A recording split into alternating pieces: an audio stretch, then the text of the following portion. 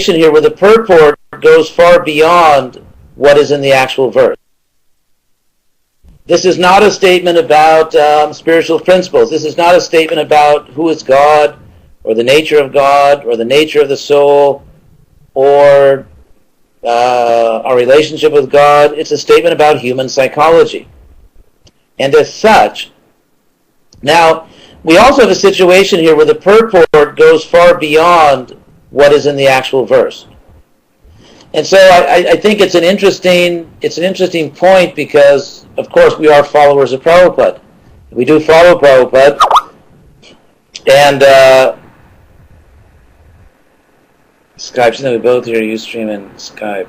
Do we need to turn off the Skype? We hear. Oh, what you can do on your Skype is, do you need to turn off the Skype? Is it a problem that you can hear both? Is you having trouble hearing?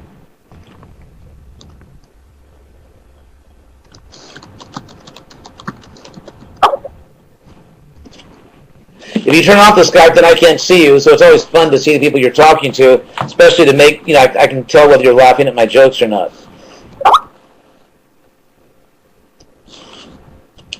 So, then if you're not laughing at my jokes, then of course I'll chastise you.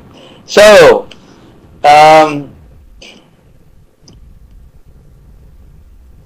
here, the verse does not say that whenever there's divorce, it's usually the woman's fault. And the verse also doesn't really say weakness. That's also Prabhupada's word. So, although there is a word for women in Sanskrit, abala, which means weak, not strong. And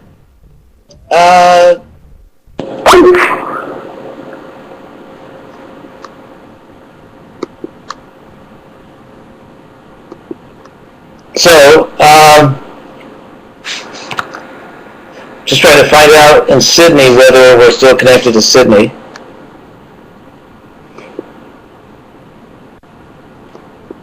Very nice.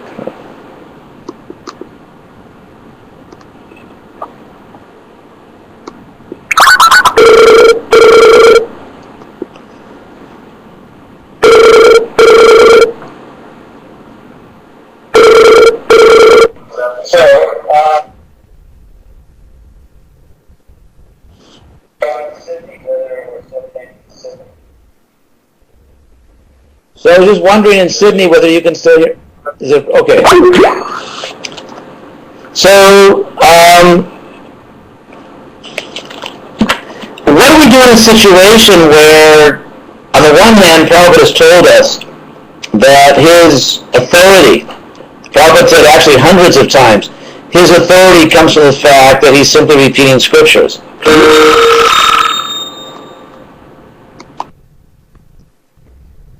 In Sydney, are you okay there?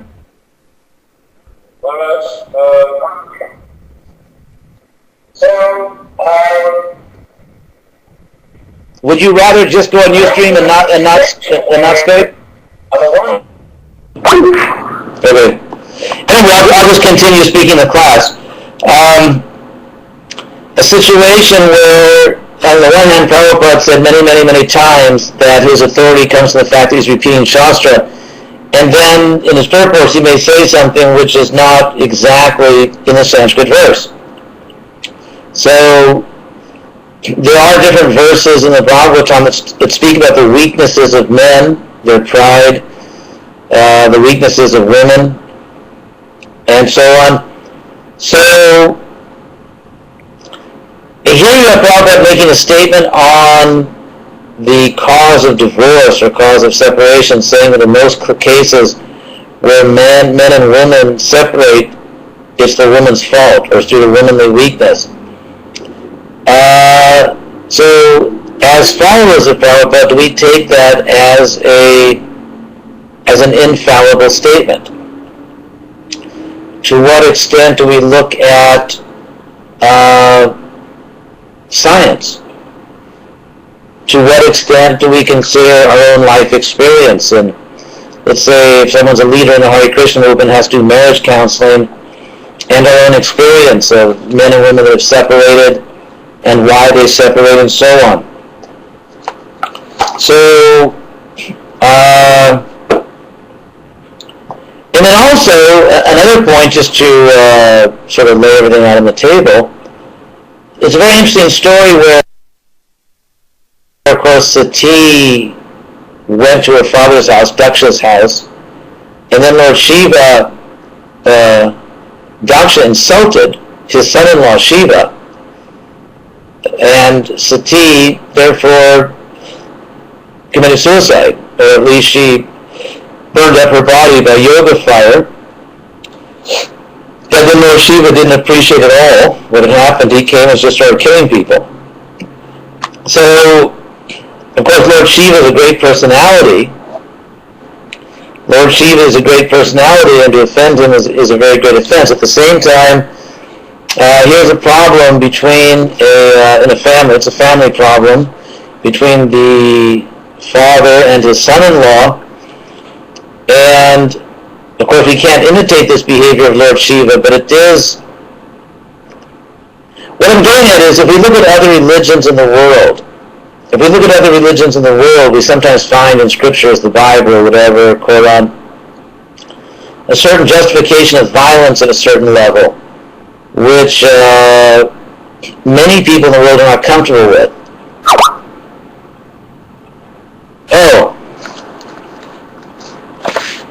Thank you, Varnayaka. I'm glad you can hear me and see me. So,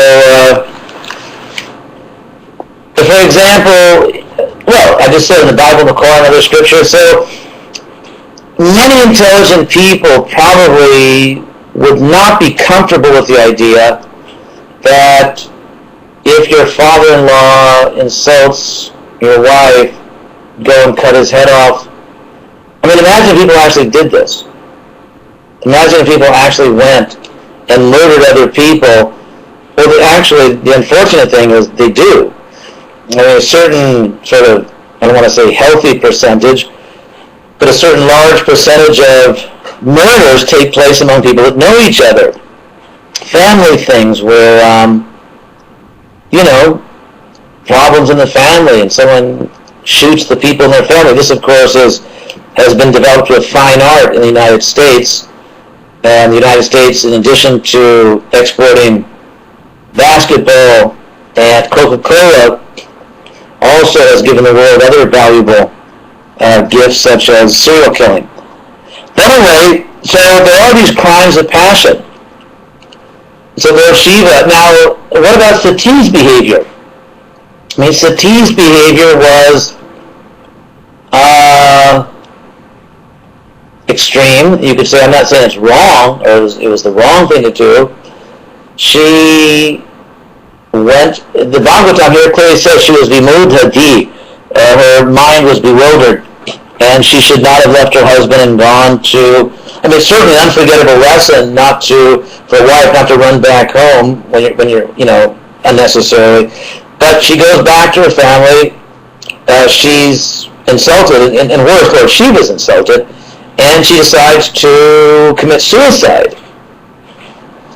Now we know that we can follow great souls, but we can't imitate them. Clearly this is behavior that we should not imitate. But just in understanding how to present Krishna consciousness to so-called educated people, to give an example of the problem this might be for educated people, one of the most famous Western philosophers, Plato, in his most famous book, The Republic, gives his reasons as to why he is rejecting basically the main books of Greece, which were the Iliad and the Odyssey. The Iliad and the Odyssey by Homer, the Trojan War and all that stuff, this was really the centerpiece of Greek education. Now, interestingly, Greece, during that sort of pagan period, you could say, didn't really have a holy scripture. They didn't have a Bible. They didn't have a Bhagavad Gita or a Bible, what you call like a holy book. They did have these books. They wrote a lot of books.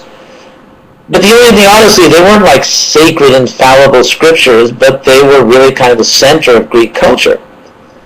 And therefore, it's shocking when in the Republic, Plato said that we shouldn't read these books. Children should not be allowed to read these books in schools. Why? Because they give a very strange picture of the gods and goddesses. They depict the goddesses in a way, the gods and goddesses in a way which makes them almost not compare favorably to, let's say, a decent moral human being. And so here we have a story. I mean, certainly, let's say those ladies out there in the audience, if you're still there after hearing about all your weaknesses, let's say if you're married, if one of you women, let's say you're married, and you go to your father's house because they're having some kind of big affair, and your father doesn't like your husband, and doesn't receive you properly, and kind of insults your husband. I mean, and then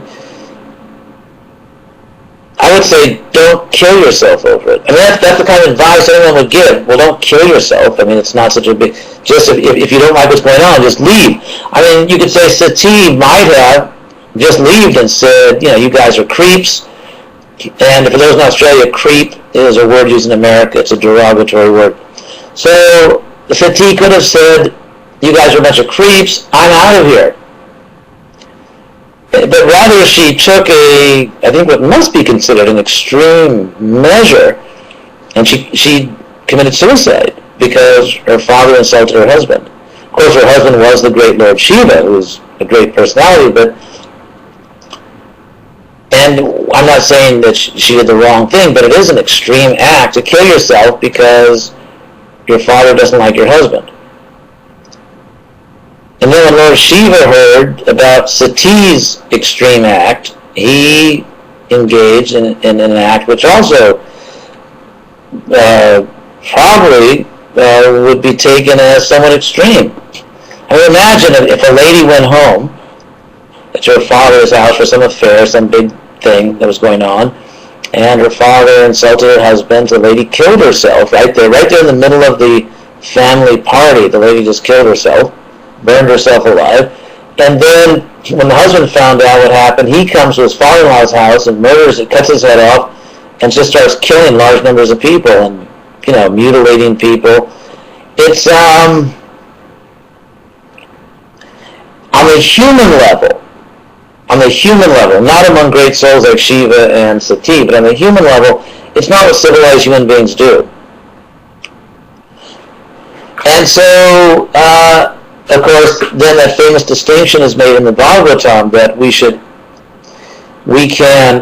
must follow great souls but not imitate them. And so clearly this would be in the imitation category. If any of the men out there think that if your wife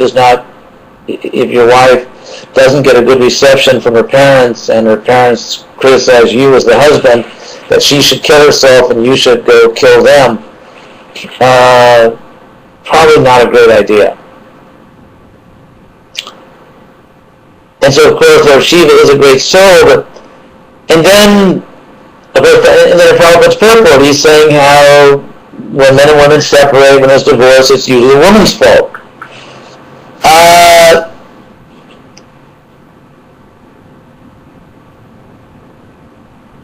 Now, what do we do, for example, if that's not our personal experience? If our personal experience is that it tends to be men and women.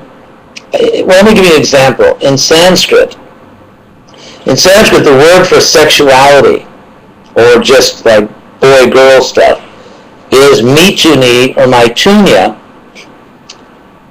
which in Sanskrit literally means mutuality. In fact, the English word mutuality is probably connected linguistically with the Sanskrit word maitunya, mutuality. And so at least in Sanskrit, or frankly in the Bhagavatam, I think if you look at the Bhagavatam, you will not find a statement in the Bhagavatam that when men and women separate, it's generally the woman's fault. I don't think there's a statement like that in the Bhagavatam, or in the Gita, or in any other important scripture. So, my experience with Prabhupada's books is that Prabhupada, now get back to the point of Sati and Lord Shiva. In Prabhupada's books, he often states things categorically, although in other places he may say something else on the same subject. And a lot of times you have to sort of build a composite picture to see what his complete view is on something. We were just discussing in a class we just had in Brazil that I think in the 5th canto in the purport, Prabhupada says that a woman that doesn't get married is a prostitute. Now, there are two issues here. Number one, in his purport to the Bhagavatam, verse 1.5.11, Prabhupada says that he's presenting Krishna consciousness in a foreign language. There will be many literary discrepancies and language discrepancies. And that's true. I mean, Prabhupada's books had to be, in terms of English style, heavily edited. But also in terms of language, first of all, in India, and also in ISKCON to some extent, and maybe other places, the word prostitute is often used to mean someone who's promiscuous. In other words, if a woman is loose in her connections with men, they may call her a prostitute, but technically prostitute means a woman who rents her body, rents out her body, or sells the pleasures of her body for money. Or I guess there's also a barter system in some cultures. So a woman, let's say, who's somewhat promiscuous is not technically a prostitute, which is a commercial term. But apart from that, there are many women that don't get married for other reasons. As I said in Brazil, some women don't get married because they finally figured out what we men are really like, and that's probably enough to convince anyone not to get married. But anyway, so some women don't get married because they can't find a qualified husband. Some women don't get married because they actually enjoy just living peacefully in their own way and don't want to get married. Some women don't get married because they had traumatic experiences as children, perhaps with an abusive father or whatever, and they just it's just unnatural, difficult for them. It's difficult for them to enter into that kind of relationship. Some women don't get married because they're born with a gross body and subtle body, which sort of go different ways. So maybe they're not inclined toward men. Some women don't. Women may not get married for many, many reasons. Some women don't have very much sex desire or aren't very romantic. Some women are very romantic. And so there are many, many, many reasons why some women don't get married. Here, Prabhupada makes a simple categorical statement: a woman that doesn't get married is a prostitute. And we know that there are some women in the world. There actually are some women that don't get married because they enjoy having multiple relationships, but that may not be most women who don't get married. So, I guess what I'm trying to say is, on the one hand, we are followers of Prabhupada, we do follow Prabhupada, we do accept his statements as true. On the other hand, we have to understand Prabhupada's statements in a way which is actually reasonable. For example, Prabhupada says women like men are expert at rape, and that's one of the more popular statements in our books. Again, Prabhupada says in the Purport 1.5.11 there will be language problems. So, in terms of what does the word rape mean, or what connotations, denotations and connotations does it have?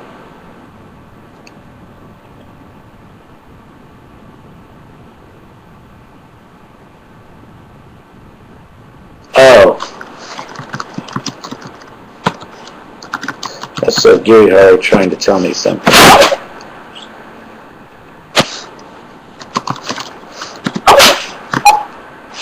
So,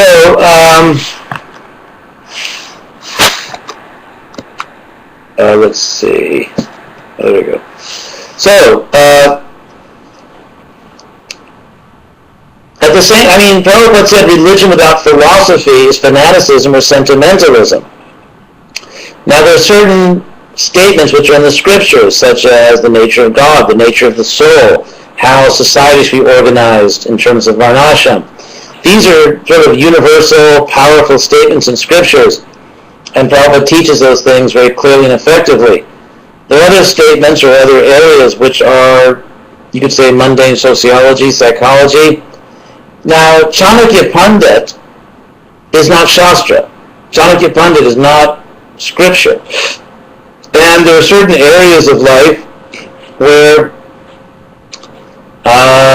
we now have reliable science. Prabhupada did not reject science. What Prabhupada rejected was scientism. Scientism is a word in English which means sort of a fanatical belief in or justification of science, which goes beyond what is reasonable. An example of scientism is saying that life comes from matter. There's actually no evidence whatsoever that consciousness or life originally come from matter. We have a circumstantial relationship, as the philosopher Hume pointed out. So,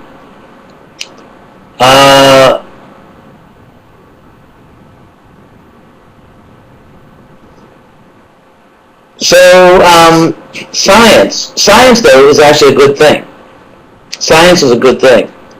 And as far as, for example, how intelligent are women, the intelligence of women or the intelligence of men or the intelligence of, I don't know, reptiles, I mean, you can study that nowadays.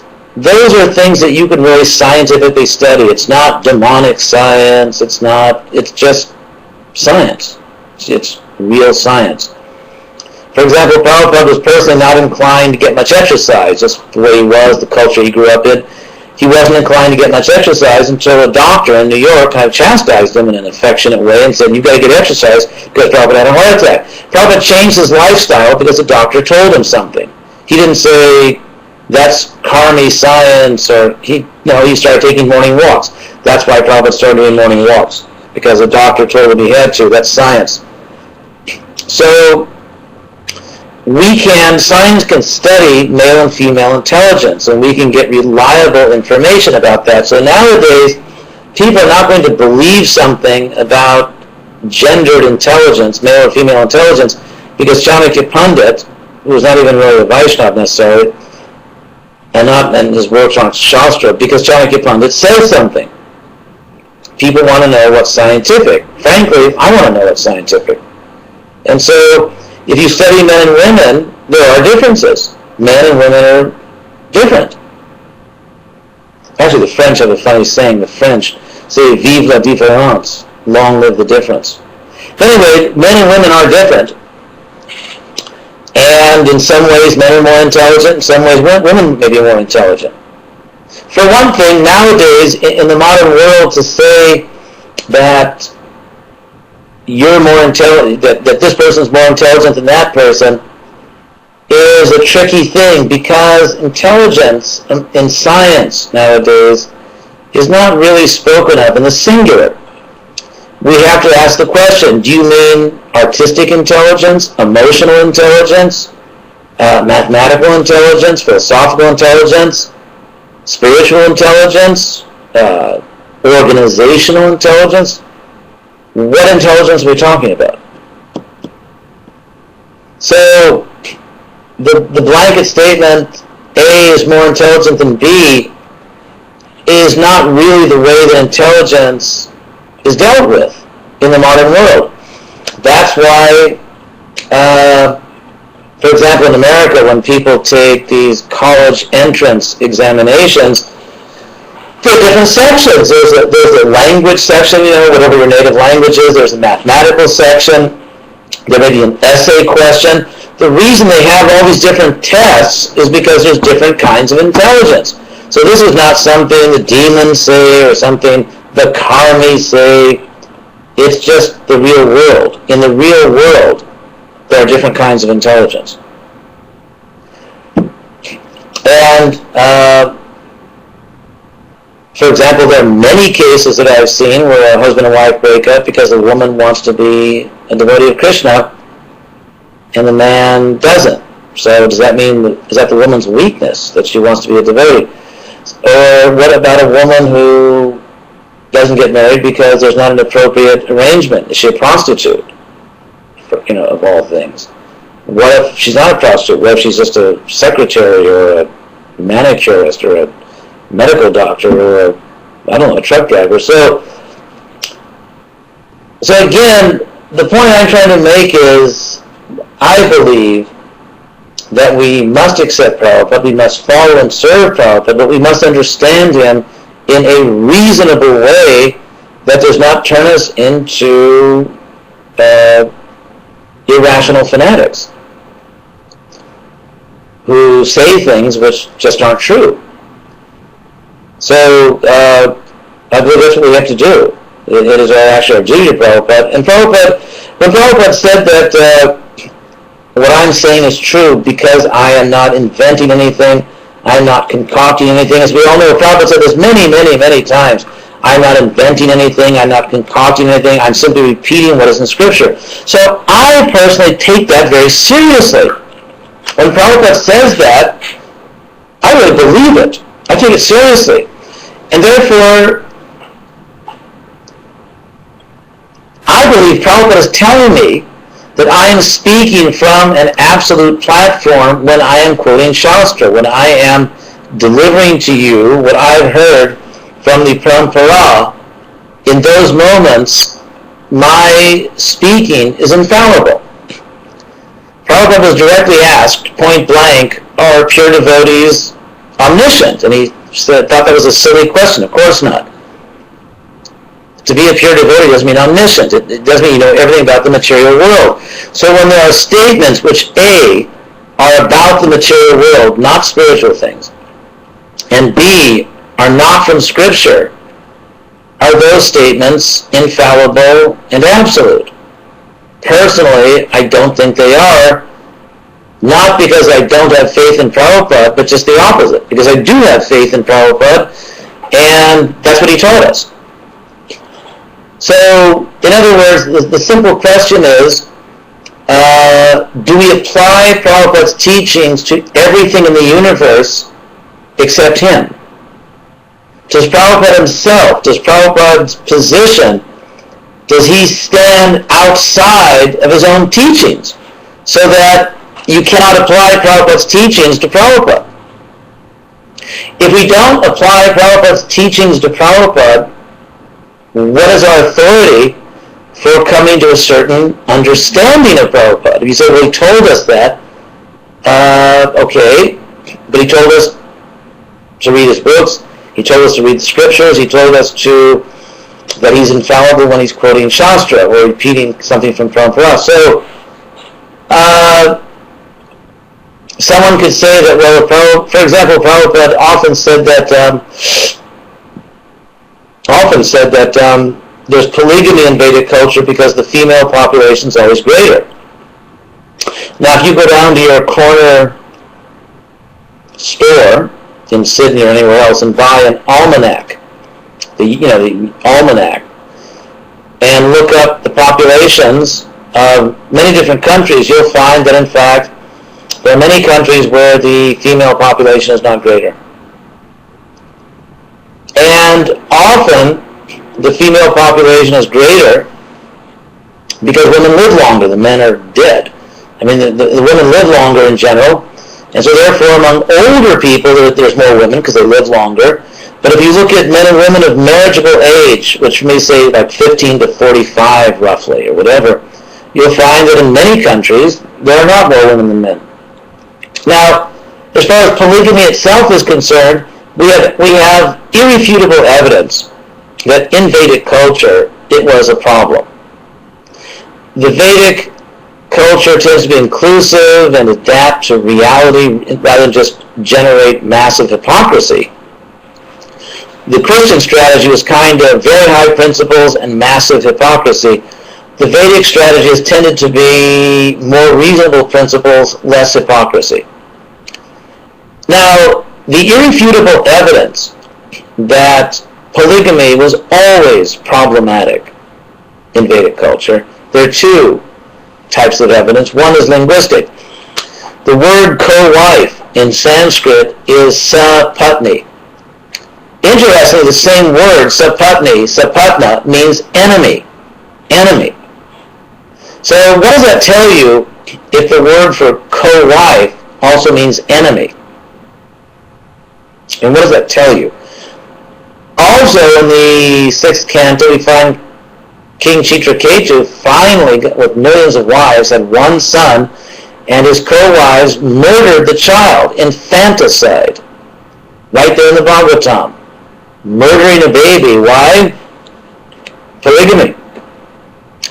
The whole Ramayana, why was Ram banished? Why did Dasharatha die?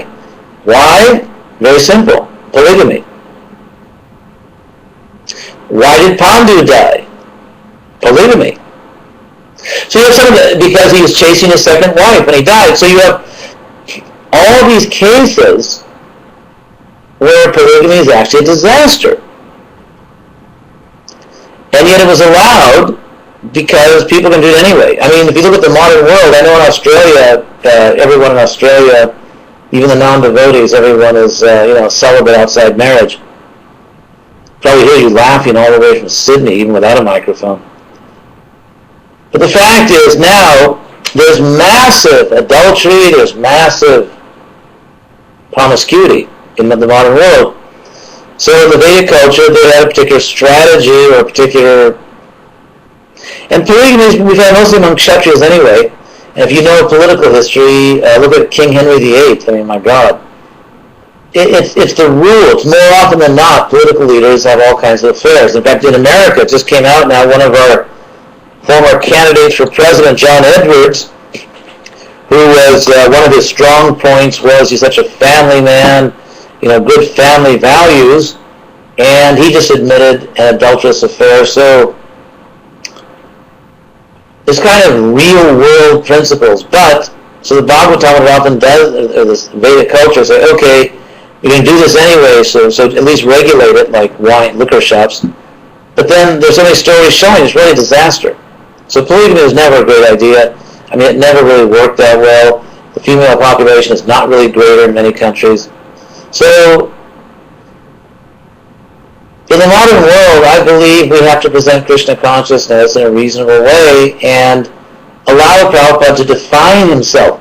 Now, there's an interesting tendency, if you study the history of religions, that the followers of a great spiritual teacher want to glorify him, and in their enthusiasm to glorify him, they actually reject what this person said about themselves. Now, an extraordinary example of this is Jesus Christ. In the 4th century, the Common Era, 4th century, about 300 years after Jesus, the Christian world was basically divided into two camps. The Trinitarians, the people who believed in Father, Son, Holy Ghost, all three of them are God, and so on, that amazing concoction. And then the people who said, wait a second, if you read what Jesus actually said, if you read the New Testament, every time Jesus talks about God and his relationship to God, in every case, Jesus presents himself as being subordinate to, less than, God. So therefore, Jesus is not fully man, fully God. That's not at all what he said about himself. And none of the people that actually lived with Jesus, camped out with Jesus, sat around the campfire with Jesus as he was traveling around Palestine, none of his personal followers ever, in their wildest dreams, imagined that he was God. So this idea that Jesus is God came when the movement basically spread into outside of Israel, around the Roman Empire, and in the pagan world, you wouldn't be taken seriously unless you had a human being that became God, or a god. Julius Caesar became a god after he died. Augustus Caesar became a god. That was just the way they did things back then. If you were a great human being, then you become a deity when you die. So therefore, when Jesus died, in order to compete, they had to make him a deity. But what's interesting here is that by the end of the 4th century, when the Trinitarians, through various, mostly by political means and military means, by basically persecuting people who didn't agree with you, when the Trinitarians won, Father, Son, Holy Ghost, it became a crime. It became a crime in that part of the world to describe Jesus by quoting what Jesus said about himself. Now that is a spectacular example. It became a crime, a serious crime, big trouble, if you insisted that Jesus is who Jesus said he was. Jesus told us who he is. If you quoted Jesus, that was a crime. If you quoted Jesus on Jesus. Now, I would like to say that I think to some extent, not completely, not fully, to some extent, there's that same tendency among certain devotees. That if you describe Prabhupada in terms of his own self-descriptions, people may think that you're offending Prabhupada. Just like people thought it was an offense to Jesus to take seriously what he said about himself. Anyway, good old Christianity. I mean, the history of Christianity is spectacular. That's many more lectures. But anyway, so when Prabhupada says again that I am speaking the truth because I'm repeating what I've heard, I'm not concocting, I'm not inventing, so I personally take that very seriously. And I believe that Prabhupada is speaking absolutely and infallibly when in fact he is quoting scriptures. So, for example, the idea there's one sun in the universe. Krishna says in the Gita that the sun eliminates all this jagat. Now the word jagat may mean universe, but may mean the world. For example, Jagat Guru is not a guru of the universe, it's just a guru on earth. It's a world guru. So the word jagat, one of the standard meanings of the word jagat is earth, or just a world. And so when Krishna says that the sun illuminates this jagat, it may mean in standard Sanskrit that the sun illumines this earth, which is actually true. So if you look, now another evidence is, if you look at the behavior of Acharyas themselves, they do just disagree on this type of thing. Prabhupada himself did not feel himself required on material details to agree with everything his guru said. And if you look at all these, now you could say, well, we're not Acharyas, and that's true, and therefore we should not be whimsical. I'm not saying everyone should just go out and speculate on everything, and just, you don't have to accept what Prabhupada said. But I do believe Prabhupada opened up a space for those of us for whom it is important to get a reasonable understanding of things. And those of us for whom it is important to create some kind of harmony between what we have really experienced in life, what science tells us, and what the scripture tells us. It doesn't mean that we stupidly accept whatever science says, because a big, or at least a significant part of what science says is not science at all. It's what Prabhupada said it is, a bluff, regarding the origin of life and many things. I mean, the science is good, but very limited. So when I say science, I mean real science, not bluffing, not pretending you know what you don't know, like where life comes from or what's out there in the universe, which they really don't know. I mean just normal, real science, the kind we all use. So, science, as I said, real science, not scientism, and what we just have experienced in our life, just what we see with our own eyes, which is not nothing. I mean, if for example, if I've been in ISKCON for myself now for almost 40 years, and amazing, something like 39 years old, which shows you that, I guess that's called Vedic math. Anyway, so, I mean, after doing marriage counseling, of course, some people say, if you're a sannyasi, you shouldn't do marriage counseling, which is a great idea, but not because you don't know anything about it. I mean, unfortunately, I think I know more than I wish I knew about those things because of my previous experience. But anyway, after dealing with husbands and wives for my entire adult life, in hundreds, if not thousands of cases, you learn something. You actually learn something. And so I can't just ignore all that experience. I can't just pretend that what I've experienced for 40 years I haven't experienced, or I didn't see it. I mean, there's the example, if you're walking and there's a rope, or say there's a rope and the guru says it's a snake, then you just, whatever the guru says. By the way, an example given in Buddhism also, it's just sort of a generic guru story in Asia. My question is, if you're walking with your guru, and let's say there's a real snake, and the guru says, oh, don't worry, that's just a rope.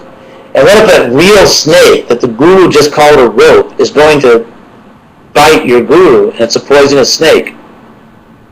I think it'd be your duty to protect your guru, not say, well, guru says it's a rope, ropes don't bite.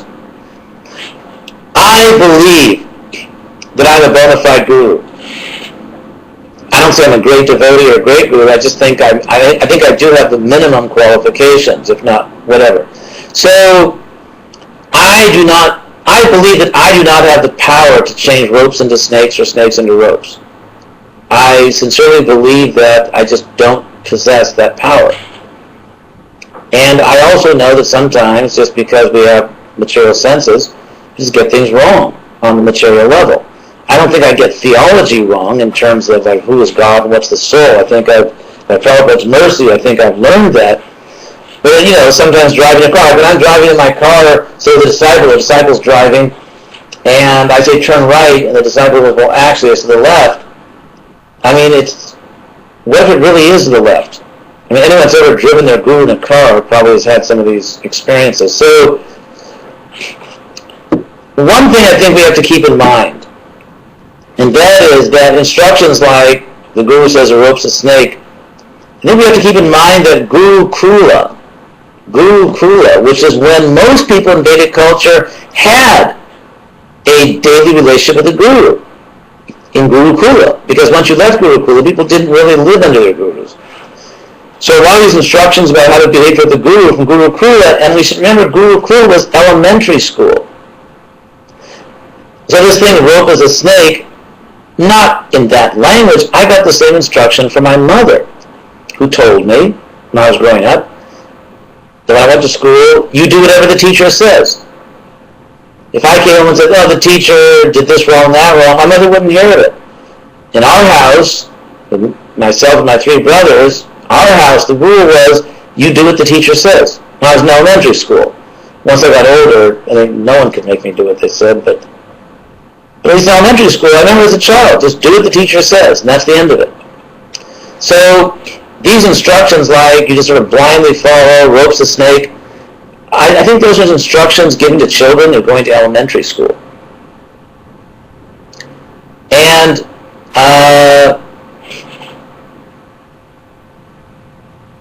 now Prabhupada in his own life, again, I believe that in coming to see things in a certain way, that I'm actually following Prabhupada. If you look at Prabhupada in India, after he went back to India as the head of ISKCON, where he dealt with many very intelligent, very successful people, it was give and take. When Prabhupada was talking to these, like Prabhupada might be doing it, like have a certain policy, I'll give you an example. Here's a simple example. In 1976, I was Prabhupada's secretary in Mayapur, the month before the Mayapur festival, and someone in Bangladesh offered a temple to us. And Prabhupada was extremely enthusiastic, extremely excited about the idea of opening a temple in Bangladesh. I mean, after all, Jagannath Mishra, Lord Chaitanya's father, was from Bangladesh. Some of the greatest Vaishnavas in our line are from Bangladesh. So Prabhupada was very anxious to have a temple there. And I was a secretary, so he wanted myself and Subhag Swami to go there. So we went to Calcutta, we got our Bangladesh visas, and then we came back. And Prabhupada was so anxious to send us that when we arrived back in Mayapur during the Guru Puja, Prabhupada was in the temple room on the Vyasasana receiving Guru Puja, and when he saw me walk into the temple room, he called me over to his seat and wanted to talk to me right during the kirtan, during the puja. He was so anxious. Did you get the visa? Is everything all right? Later that day, Prabhupada received a visit from Tarun Kanti Ghosh, who was an old family friend of Prabhupada, and an important person. He'd been a member of parliament. He was the owner of an important newspaper, what was it called? The Patrika, Amrita Patrika Bazar. One of the major newspapers in Calcutta. And I went in there, Prabhupada told him that this is my disciple, and he's going to Bangladesh. And this gentleman said, no, it's not a good time to go, the political situation is dangerous, and they shouldn't go now. Now, myself, with my sort of bravado, I said, well, that's okay, Prabhupada, we'll go. Prabhupada said, no. Prabhupada canceled the whole thing because of what this person said about a material issue. And Prabhupada did that often. Prabhupada often, he'd be teaching something about the material world, and if someone gave him additional information, he would stand corrected on it. So, like the Jesus case, some devotees think it is very offensive to understand Prabhupada from Prabhupada, to see how Prabhupada understood himself and how he talked about his authority and how he practically acted in terms of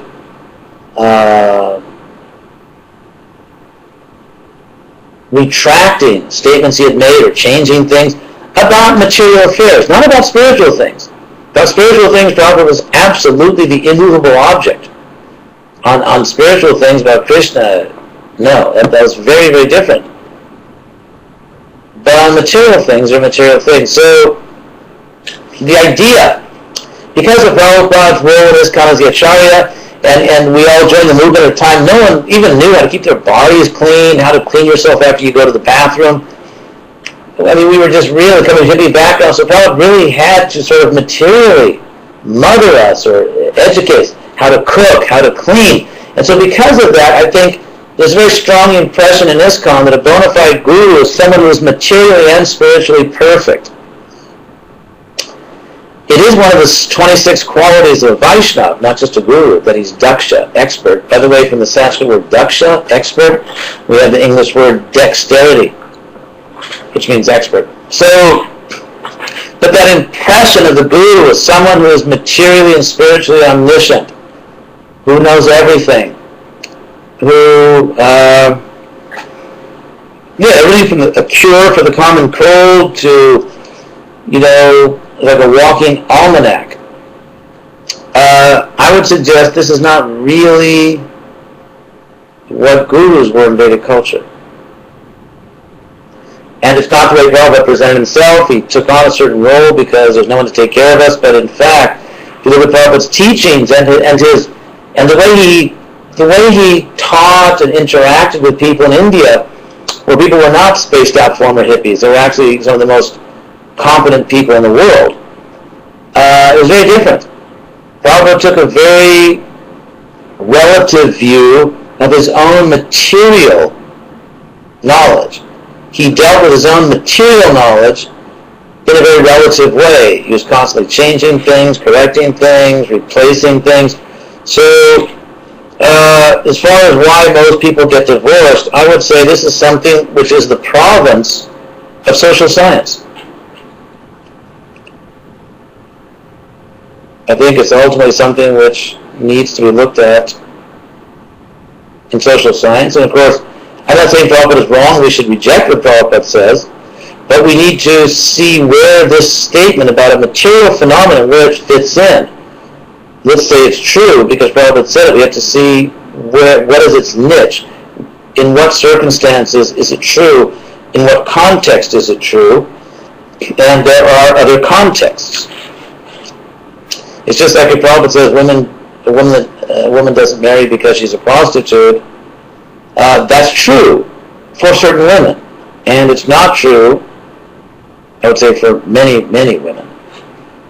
So again, it's taking Prabhupada's statement on material things, not rejecting it, but trying to find its legitimate application. So I can't hear all of you. If anyone has a question, I don't know if you can send a chat in, or if someone could, like in Sydney, for example, if you can hear me, what you could do is go to Skype and, send a chat question on Skype, and I'll get it. And then once I get your question, I'll read it, and then I'll answer over the air through the microphone. Well, anyone else is listening. If anyone's listening to this program, if I haven't chased you all away, if anyone is still listening, and you want to ask a question, if you have my Skype name. If you don't, it's Acharya Deva, my very humble Skype name, with no H, by the way, ACARYADEVA. Send me a Skype chat message, and if I get a question from you, I'll answer it.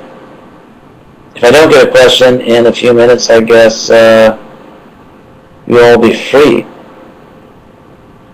So again, I can't hear you, so I have no idea if anyone is sending a question or not. So maybe I'll just count to 20 or something.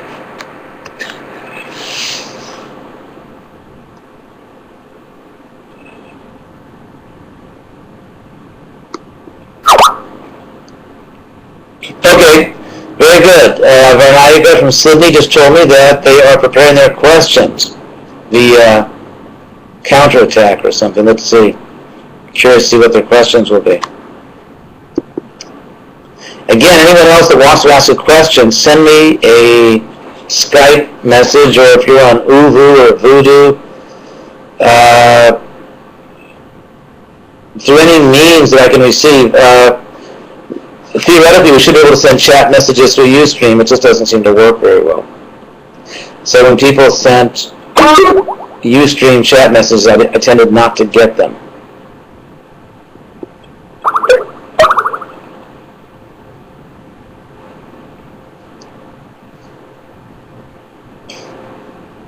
Meantime, maybe a good chance for you to go out quickly and get a Vedic soda pop or something. Or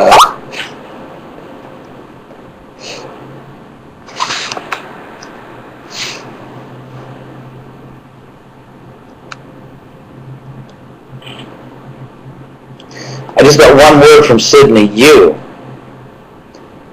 So I'm not sure exactly how to answer that.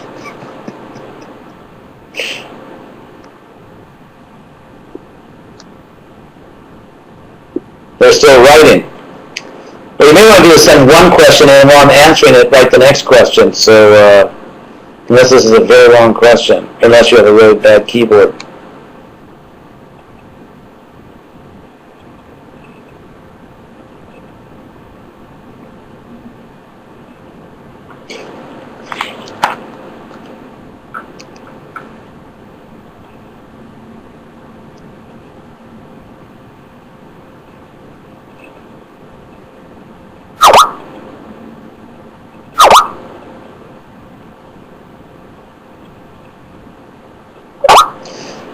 Okay, here's a question that came in from Varnayika. If anyone else sends you a question, I'll eventually get to it. So, this is from Sydney, Australia. These are native English speakers. You've said that when we are young, we should follow a teacher at the elementary school, but when you get older, you think for yourself. So is it similar in ISKCON? In certain things. I mean, Prabhupada is my eternal spiritual master. And so regarding spiritual things, he's my eternal spiritual master. For example, there's been an issue I could never figure out why, over the origin, how did the Jiva soul ever end up in Sydney? So that's really a question, right? How does the Jiva fall down into Sydney, Australia? Now, Prabhupada said we are originally Krishna conscious entities. We come from Krishna. I find this to be a very powerful, true statement. And the Bhagavatam says that the only statements we have in the Bhagavatam regarding the origin of the Jiva are exactly what Prabhupada says. In the fourth canto, Krishna twice, I guess twice for people that didn't get it the first time, Krishna twice says in the Bhagavatam that you rejected me and came to this material world. You rejected me and came to this world. So according to the Bhagavatam, how did we end up in Sydney or Los Angeles or Timbuktu? We rejected Krishna. Now some people talk about the Tatastha Shakti, the marginal energy. The only problem with that is it's not in the Bhagavatam. And according to the Chaitanya Charitamrita, all the Vaishnava conclusions are in the Bhagavatam. Now, if that we come from the marginal energy, it's not a siddhanta. It is not a philosophical conclusion. It's not in Shastra. And yet some people try to browbeat us into accepting it. And so what I say to them is, eat prasadam. So, on important spiritual matters, Prabhupada is my eternal spiritual master. Now, for example, Prabhupada liked to eat kachoris. I just personally, I appreciate the kachori. I respect the kachori. But I'm not kachori mook. And so, or regarding even certain ways, style, Prabhupada told me that. Prabhupada wrote me a letter and said, read my books and present it in your own language. And language means culture. Language means culture also. Prabhupada told me to do that. Prabhupada is not the jealous God of Abraham, Isaac, and Jacob. Prabhupada was a very down-to-earth, liberal, enlightened, great guy. Prabhupada is not a neurotic parent. He's just this perfect, great guy. And, detached. One of his opulences is he just said, yeah, I'm presenting Krishna consciousness this way. Now you read my books and go out and do your thing. Now, do your thing means within boundaries. Within boundaries.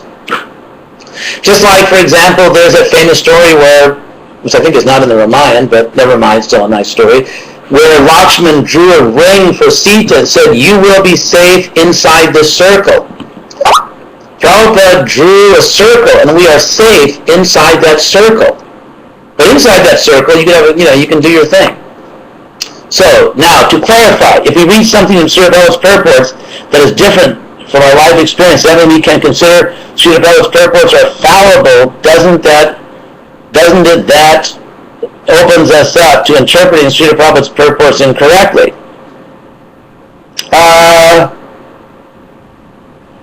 I think it depends on, I'm not saying Prabhupada's purports are fallible, but if Prabhupada says, for example, that women like men were expert in rape, I've met many, many women, I'd say the vast majority of women that I've met in life do not want to be raped.